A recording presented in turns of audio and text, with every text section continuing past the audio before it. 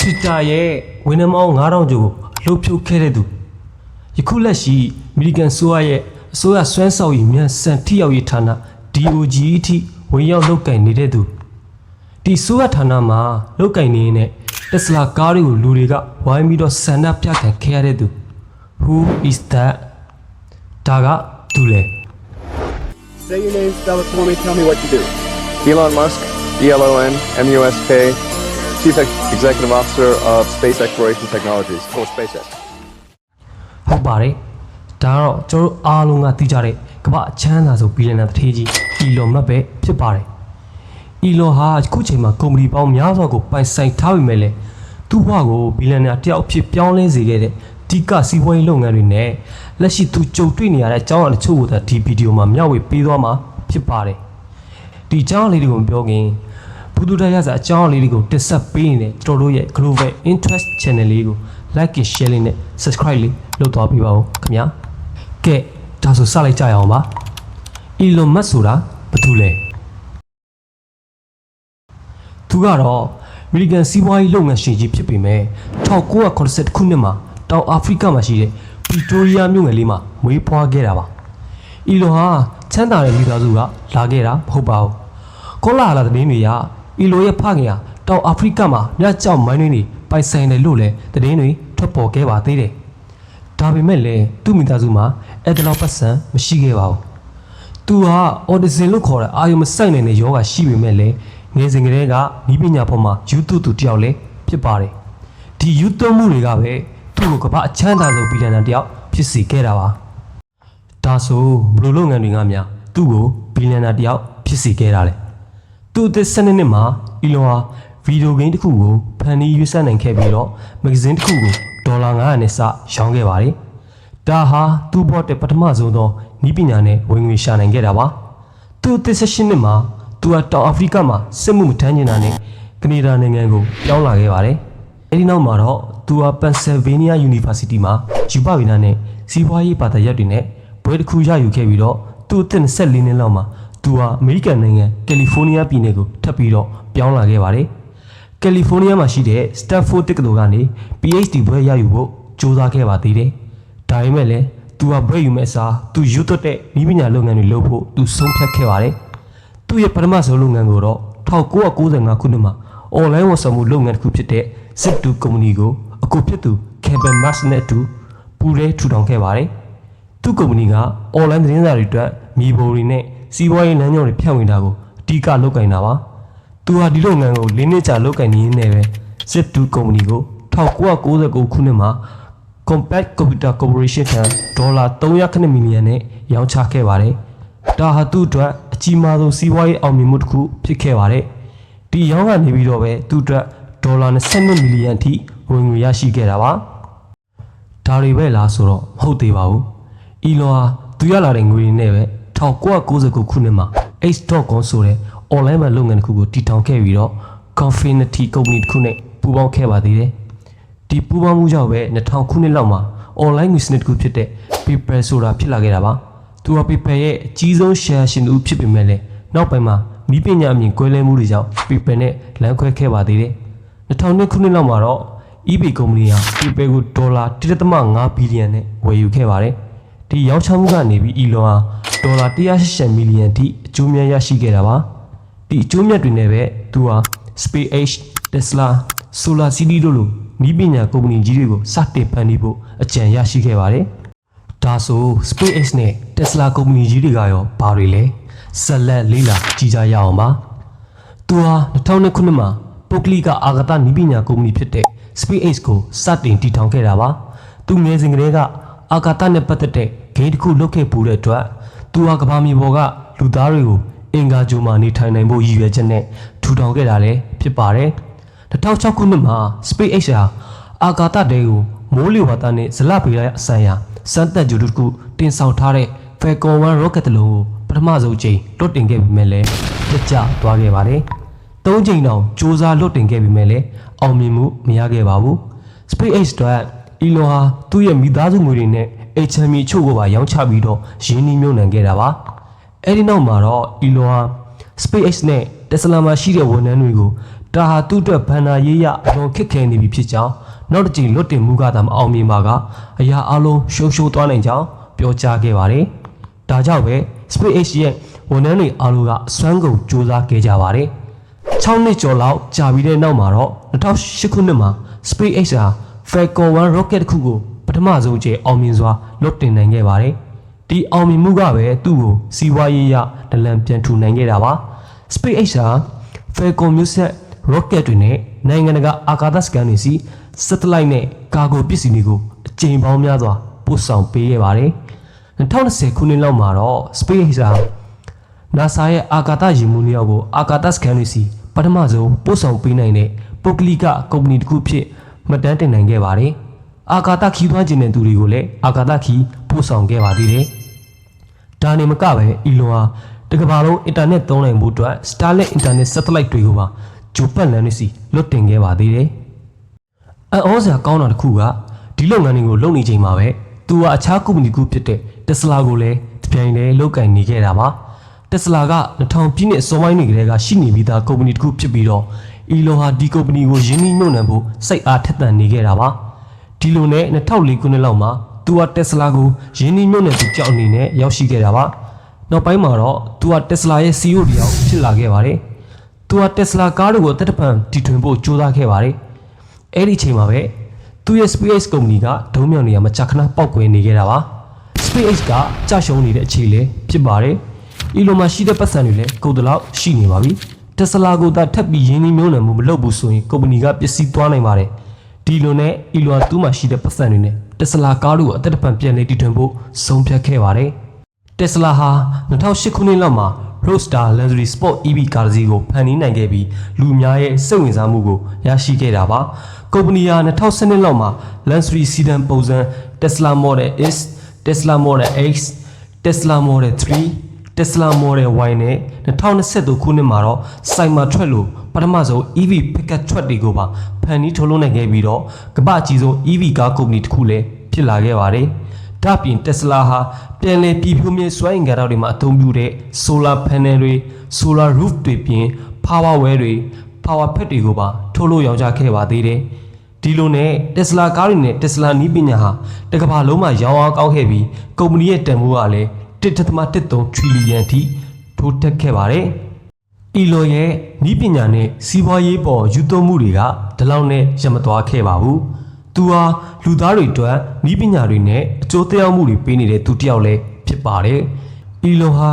Neuralink လို့ခေါ်တဲ့ biotechnology ကုမ္ပဏီတစ်ခုကိုတည်ထောင်ခဲ့ပါသေးတယ်။ဒီကုမ္ပဏီကအနာဂတ်မှာလူသားတွေရဲ့အုံနောက်နဲ့ကွန်ပျူတာချိတ်ဆက်ထိန်းချုပ်နိုင်စေဖို့အတွက်ရည်ရွယ်ပြီးတော့ထူထောင်ခဲ့တာပါ2024ခုနှစ်မှာတော့ Neuralink ဟာပထမဆုံးလူသားတစ်ယောက်ရဲ့အုံနောက်ထဲကို implant ထည့်သွင်းစမ်းသပ်မှုအောင်မြင်ခဲ့ပြီးတော့ဒါဟာဘေးအန္တရာယ်မရှိကြောင်းလည်းပြောကြားခဲ့ပါသေးတယ်ယခုတော့ဒီနည်းပညာဟာလည်းအစောပိုင်းစစ်အောင်မြင်မှုတွေရရှိနေပြီးနောက်အနာဂတ်မှာလည်းလူသားတွေပေါ်အကျိုးပြုနိုင်မယ့်နည်းပညာတစ်ခုအနေနဲ့လည်းတွေ့မြင်နေရပြီးဖြစ်ပါတယ်အီလွန်ဟာ2016ခုနှစ်ဒီဇင်ဘာ18ရက်နေ့မှာ Los Angeles မြို့ပေါ်ကလမ်းတွေပေါ်မှာတွာလာနေရင်းနဲ့ရင်ကျော်ပိတ်ဆို့မှုတံကိုအတော်လေးခံခဲ့ရပါတယ်။ဒီအကြောင်းအရာကိုသူက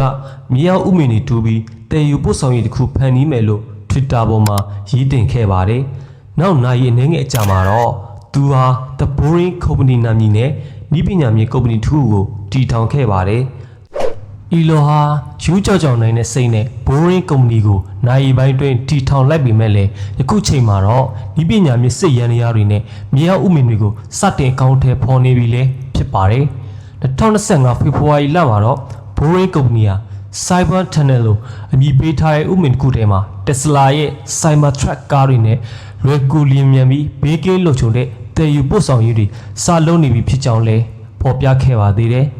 ။သူဟာအထက်ကနည်းပညာကုမ္ပဏီကြီး၄ခုနဲ့တင်ဒေါ်လာဘီလီယံနဲ့ချီပိုင်ဆိုင်တဲ့ဘီလီယံနာကြီးတစ်ယောက်ဖြစ်နေခဲ့ပါပြီ။လူတချို့က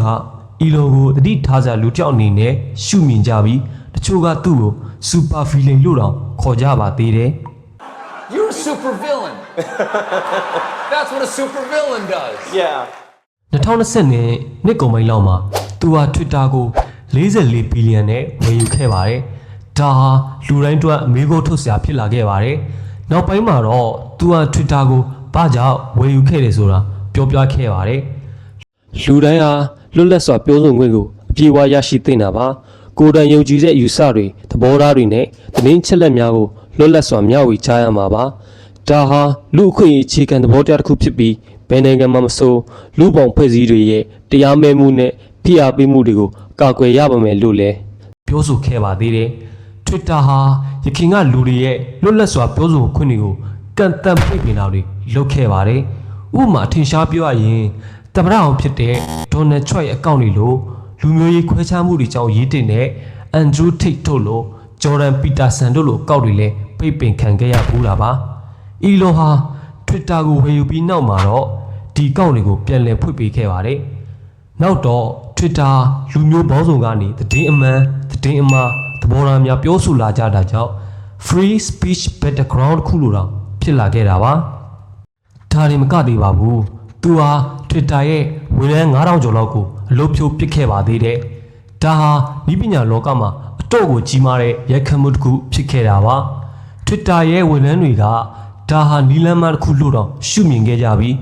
Twitter အသုံးပြုသူတချို့ကတော့ Elon ရဲ့အတွင်းမြင်တွေကိုယုံကြည်ကြောင်းရေးသားပြောဆိုခဲ့ကြပါတယ်။တချို့သတင်းဌာနတွေကတော့ဒါဟာနီလန်းကြမ်းတမ်းပြီးတည်ငြိမ်မှုနည်းပါးတယ်လို့တော့သုံးသပ်ကြပါသေးတယ်။ Elon ဟာဒီသုံးသပ်ရှုမြင်ချက်တွေကိုတုံ့ပြန်ခဲ့ပါတယ်။ကျွန်တော်တို့ရဲ့ Twitter ဟာတနေ့ကိုဒေါ်လာ4သန်းထိဆုံးရှုံးနေတာပါ။ Firewall လုပ်တဲ့အခန်းကဏ္ဍတွေကိုကျွန်တော်တို့ရှော့ချဖို့လိုပါတယ်။အလုပ်ပတ်ဝန်းကျင်မှာမရှိတဲ့သူတွေဟာ Twitter မှာအလုပ်မလုပ်သင့်ပါဘူး။သူဟာမလွဲမရှောင်လို့သာဒီလူတွေကိုလှုပ်ထုတ်ခဲ့ရတာပါလို့တုံ့ပြန်ပြောဆိုခဲ့ပါတယ်။နောက်ပိုင်းမှာသူဟာ Twitter ကို X လို့ပြောင်းခဲ့ပါတယ်။သူက X ဆိုတဲ့စာလုံးကိုသူအတော်လေးသဘောကျကြတာကိုသတိထားမိကြမှာပါ။သူ့ရဲ့ဤပညာကုမ္ပဏီတွေရဲ့အမည်တွေနဲ့ကိုပျက်စီတွေမှာ X ဆိုတဲ့စာလုံးကိုအမြဲတွေ့မြင်ကြရမှာပါ။ဥပမာပြောရရင် x.com SpaceX Tesla Model X တို့မှာတော့ X ဆိုတဲ့စာလုံးကပါနေတာကိုမိတ်ဆွေတို့အနေနဲ့သတိထားမိကြမှာပါ။သူဟာ X ဆိုတာသူ့အတွက်အနာဂတ်ဤပညာရဲ့သင်္ကေတလို့တော့မှတ်ယူထားတာပါ။ X ကိုအနာဂတ်မှာ everything app ခုဖြစ်ဖို့ရည်ရွယ်လှုပ်ဆောင်နေခဲ့တာပါ။ X platform ဟာမကြာခင်မှာဖုန်းနံပါတ်မလို့ပဲဖုန်းခေါ်ဆိုမှုတွေဗီဒီယိုကောခေါ်တာတွေလုပ်နိုင်မယ်လို့တော့ Elon ကပြောခဲ့ပါတယ်။ Grok AI ဆိုတဲ့ chatbot တစ်ခုကိုလည်း X မှာထည့်သွင်းရေးဆွဲခဲ့ပါသေးတယ်။ဒါ့အပြင် Elon ဟာအနာဂတ်မှာလူတွေရဲ့အစည်းအဝေးတာလူချင်းတာသတင်းရှာဖွေတာပညာရေးနဲ့ပတ်သက်ပြီးလေ့လာခြင်းတာစတာတွေကို X platform တစ်ခုတည်းနဲ့လှုပ်ဆောင်နိုင်ဖို့ကြိုးစားနေတာပဲဖြစ်ပါတယ်။ဒါဆိုရင် Elon ရဲ့ Tesla ကားတွေကိုလူတွေကဘာကြောင့်ဆန္ဒပြခဲ့ကြတာလဲ။ Elon က DOG ကိုရောဘယ်လိုရောက်သွားခဲ့တာလဲ။ Donald Trump နဲ့ရောသူဟာဘယ်လိုစသည်ခဲ့တာလဲ။အဖြေရှာကြည့်ကြရအောင်ပါ။ Elon နဲ့ Trump တို့ရဲ့ဆက်ဆံရေးဟာအစပိုင်းမှာအဆင်မပြေမှုတွေရှိခဲ့ပါတယ်။ Trump ဟာသူ့ရဲ့ပထမကြိမ်သမ္မတသက်တမ်းမှာ Elon နဲ့ပထမဆုံးအိမ်တော်ဖြူမှာတွေ့ဆုံခဲ့တာပါ။ Elon ဟာ Tesla စက်ရုံကိုမက္ကဆီကိုမှာဆောက်ဖို့စဉ်းစားနေချိန် Trump ဟာ Elon နဲ့တွေ့ဆုံခဲ့ပြီး Tesla စက်ရုံကို Texas ပြည်နယ်မှာတည်ဆောက်ဖို့ Elon ကိုအကြံပြုခဲ့ပါသေးတယ်။အချိန်တော်ကြာနောက်မှာတော့ Elon ဟာ Trump နဲ့ပုံမှန်နီးစပ်တဲ့ဆက်ဆံရေးတွေရှိလာခဲ့တာပါ။2024ခုနှစ် Trump ရဲ့မဲဆွယ်စီယိုရေးပွဲတစ်ခုမှာပြစ်ခတ်မှုတစ်ခုဖြစ်ပွားခဲ့ပါတယ်။အဲ့ဒီအချိန်မှာပဲ Elon ဟာ Trump ရဲ့မဲဆွယ်မှုကိုထောက်ခံကြောင်းနဲ့ Trump ကိုမဲပေးကြဖို့တိုက်တော်ပြောကြားခဲ့ပါတယ်။သူဟာ Trump ရဲ့မဲဆွယ်စီယိုရေးအတွက်လည်းဒေါ်လာ390ကျော်ပံ့ပိုးခဲ့ပါသေးတယ်။ Trump ဒုတိယသက်တမ်းသမ္မတဖြစ်လာချိန်မှာတော့ Elon ကိုသမ္မတအိမ်တော်စီသမိုင်းဝင် Lincoln Bedroom မှာအိတ်ဆက်ရန်ဖိတ်ခေါ်ခဲ့ပါတယ်။နောက်ပိုင်းမှာတော့ Trump ဟာအစိုးရရဲ့ထိရောက်မှုနဲ့ထုတ်လုပ်မှုကိုတိုးတက်စေရန်ရည်ရွယ်ချက်နဲ့ Elon Musk ကိုအစိုးရလုပ်ငန်းများမြန်ဆန်ထိရောက်ရေးဌာန DOGE ရဲ့ဦးစီးဖြစ်ခန့်အပ်ခဲ့ပါတယ်။ဒီလိုနဲ့ Elon ဟာ DOGE ရဲ့ဦးဆောင်သူတစ်ယောက်ဖြစ်လာခဲ့ပါတယ်။သူဟာ Trump ရဲ့ရည်ရွယ်ချက်တိုင်းအစိုးရရဲ့နည်းပညာတွေနဲ့ software တွေကိုခင်မိအောင်ပြောင်းလဲတာတွေအစိုးရရဲ့အသုံးစရိတ်တွေကို short ချတာတွေပြင်အဖွဲ့အစည်းတွေကိုပြောင်းလဲတာတွေနဲ့